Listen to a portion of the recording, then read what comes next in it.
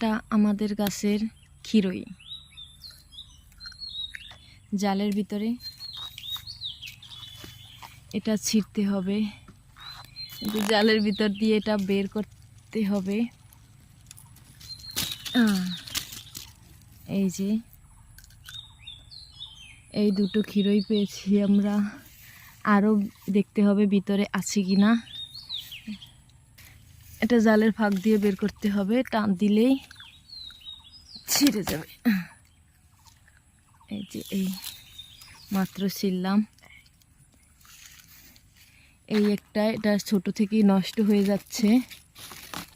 এই যে এই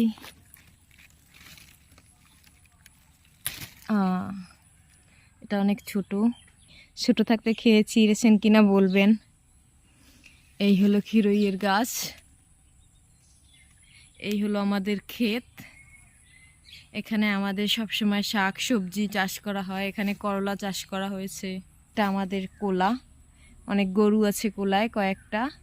এখন বিকেল হয়ে গেছে, আরও মানুষের গরু এখন কোলায় নিয়ে আসবে, সূর্যের আলোটা কমে গেছে এই জন্য।